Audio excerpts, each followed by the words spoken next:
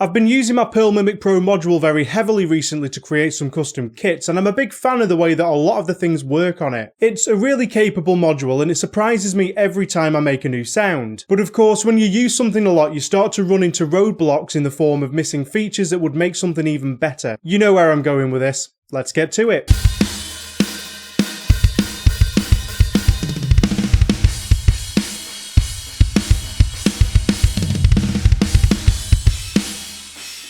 Hey, welcome back to the eDrum Workshop. I'm Luke and I hope you're having a great day. Just a quick plug before we start, that kit that you heard in the intro video is available to purchase, alongside 4 other kits as part of the Pearl Mimic Pro Heavy Hitters collection. So if you're a Mimic owner and you've been wanting some big massive kits to play with, those kits will fit the bill, trust me. You can find them over at the eDrumworkshop.com. And if you want to see progress with new kits, get tutorials, news and other eDrum related content, hit the subscribe button and the notification bell to stay up to date. Now, the Mimic Pro is a fantastic module and it has been upgraded many times since release. There's been regular updates with new features, user interface upgrades, and even a free set of toms. And this is very commendable because up until recently it seemed like it was very rare for a lot of modules to get post-launch development. You'd get things like bug fixes and some modules had planned expansions, but it didn't seem like revamps to the interface or functionality were really much of a thing up until the Mimic and the Strike arrived. So to clarify, I don't think that the support has been bad.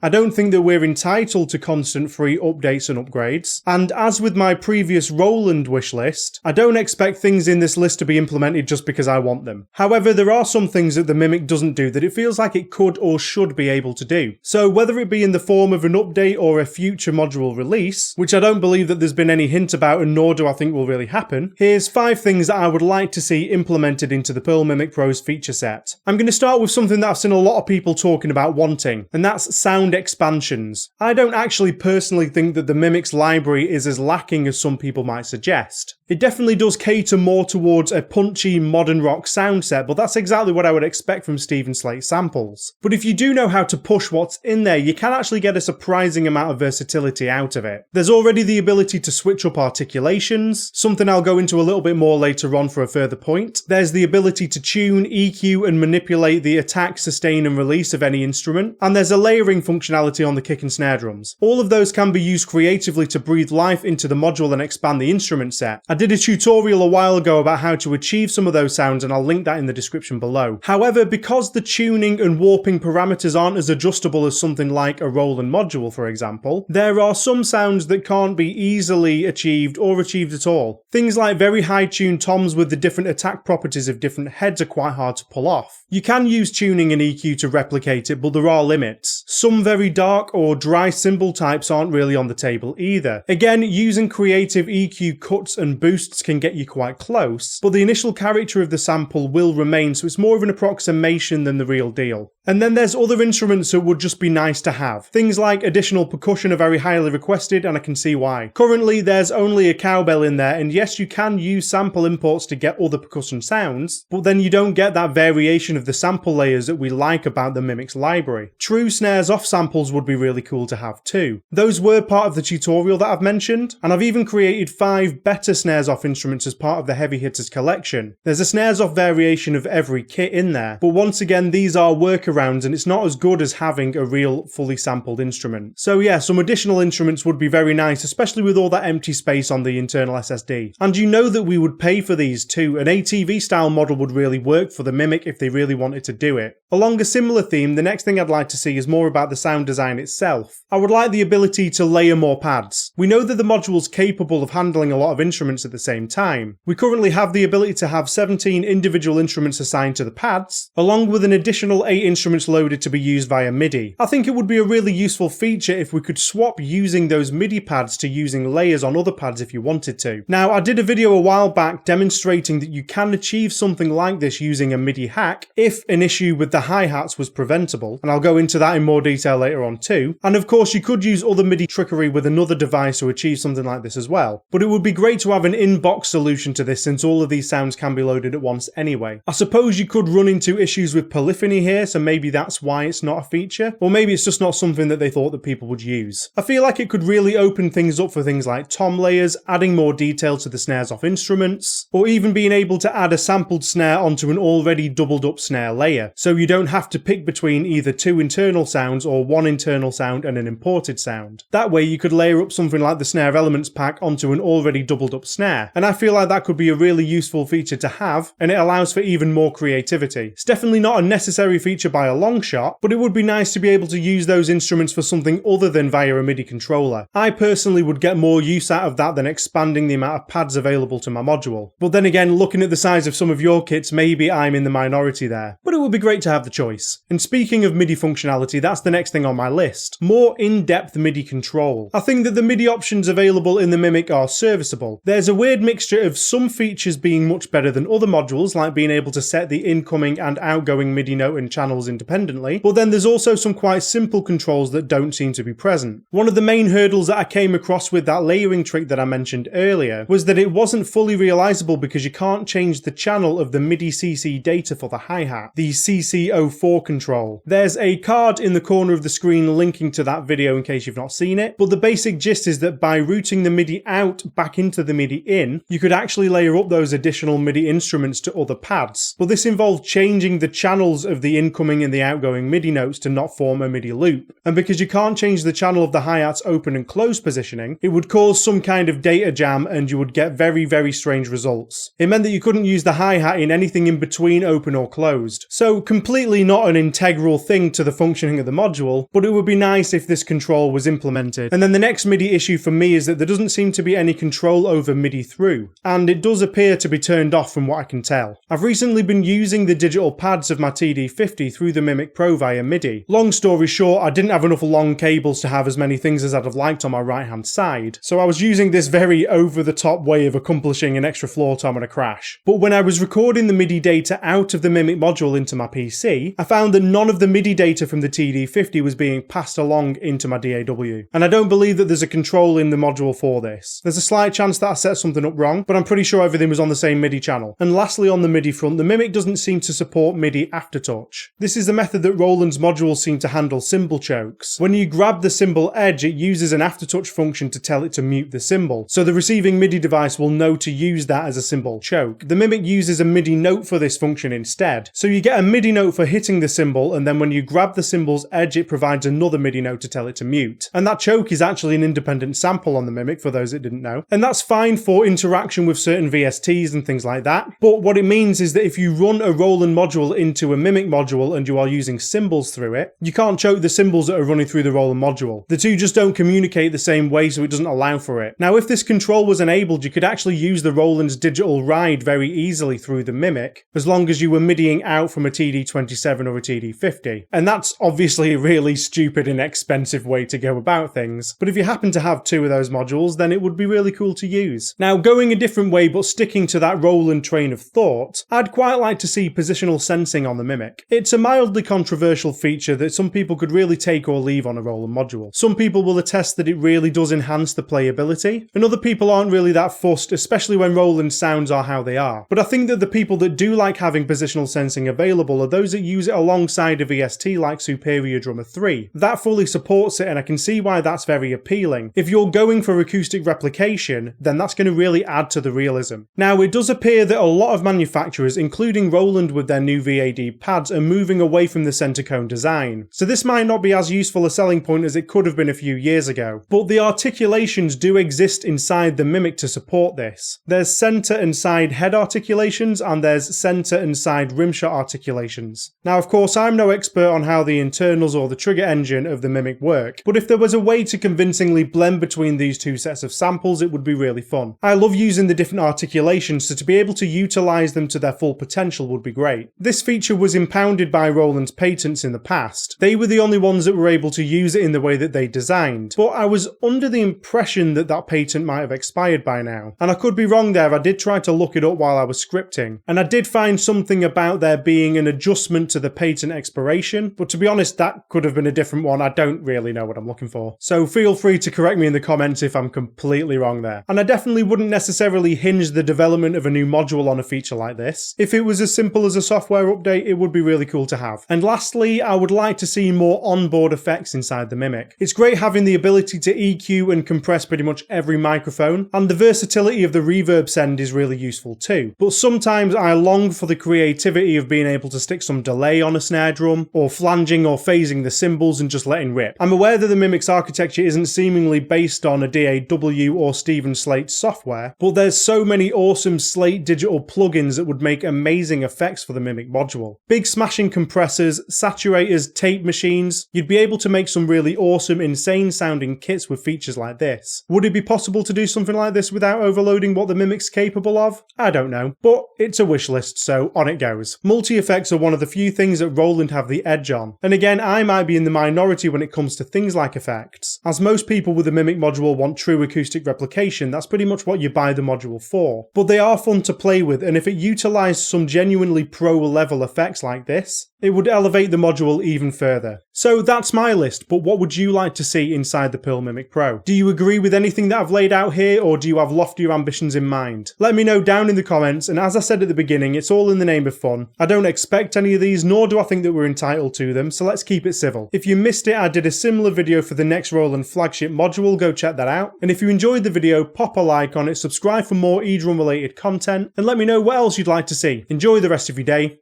Cheers!